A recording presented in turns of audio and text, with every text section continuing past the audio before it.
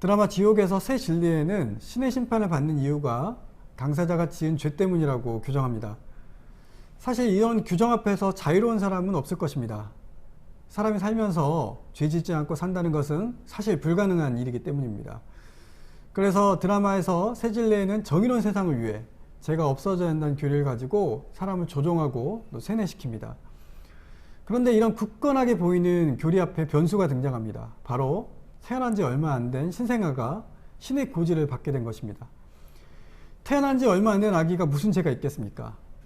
새 진리의 수장들은 이런 상황을 어떻게 해결할까 하면서 논의를 하게 됩니다.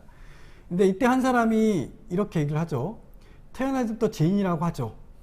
라고 말하자 다른 사람이 이렇게 대답합니다. 그럼 개신교랑 다를 바가 없어집니다. 라고 말입니다. 이 대화에서 우리가 알 수 있듯이 개신교 대부분의 교단의 교리들은 사람이 태어날 때 모든 인간은 죄인이다. 그러므로 예수 그리스도를 만나 회개하지 않으면 지옥에 간다라고 정의합니다. 혹은 예수님이 오기 전이나 복음이 들어오기 전까지 죽은 사람에 대해서는 천국에 갔는지 지옥에 갔는지 평가는 유보할 수 있지만 복음이 들어온 이후에는 예수 그리스도를 반드시 믿고 원죄를 용서받아야만 천국에 간다는 교리는 명확합니다. 예, 원죄가 뭘까요? 흔히 태초에 인간인 아담과 하와가 하나님과의 약속을 어기는 죄를 지었고 그 죄가 아담과 하와의 자손에게까지 이렇게 유전된다는 것을 말하는 거죠. 원죄를 이야기할 때 빼놓을 수 없는 본문이 창세기 3장입니다. 하나님은 사람을 자신의 형상으로 창조하시고 에덴 동산에 있는 모든 것을 다스릴 권한을 주셨지만 선악을 알게 하는 나무의 열매를 먹지 말라고 명령을 하셨습니다. 하지만 아담과 하와는 하나님처럼 된다는 뱀의 유혹에 넘어가서 하나님의 명령을 어기고 그 나무의 열매를 먹었죠. 그 결과 아담과 하와는 낙원에서 쫓겨났고 먹을 것을 얻기 위해 땀을 흘려서 이제 일해야 됐고 여자는 해산의 고통을 겪어야 했습니다. 그리고 흙에서 빚어진 인간은 다시 흙으로 돌아가야 할 운명, 곧 죽어야 할 운명에 처하게 된 거죠. 하나님과의 단절이 죄의 결과였습니다. 이런 원죄는 아담과 하와의 후손에게 어떤 영향을 주었을까요? 우리는 우리 인간이 태어날 때부터 죄인이라는 이야기를 많이 듣습니다. 이 말은 인간이 태중에서부터 죄를 지어서 죄인이라는 것이 아니라 인간은 태어나면서 죄를 짓기 원하는 마음을 가진다는 의미입니다. 즉 원죄는 죄의 행위가 아니라 죄에 대한 경향성을 말하는 거죠. 네. 아우구스티누스는 인간이 스스로 신처럼 높이려는 마음을 수페르비, 곧 자만이라고 불렀습니다. 그리고 자만이 모든 죄의 시작이다라고 선언했습니다.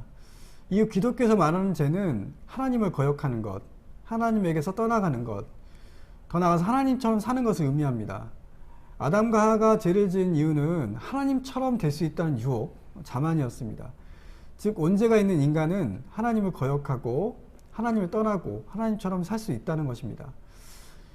그런 의미에서 원죄는 존재론적인 죄이지 우리가 흔히 말하는 범죄, 곧 폭행이라든가 살인, 사기, 거짓말, 도둑질, 가는과 같은 어떤 도덕이나 법률을 범한 그런 죄 내지 또 법률상의 죄가 아닙니다.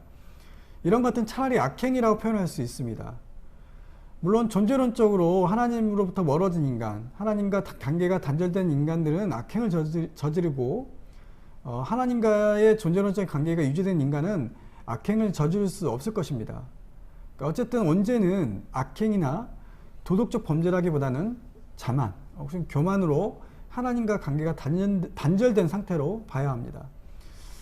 예수님 당시의 바리새인은 사회적으로 종교적으로 인정과 존경을 받았던 집단입니다. 그들은 금욕주의자였고 경건주의자였고 많은 선행을 행하던 이들이었습니다. 하지만 예수님은 이런 바리새인을 향해 독사의 자식, 또 회칠한 무덤이라고 비판하십니다. 이유는 그들은 하나님을 떠난 자였기 때문입니다.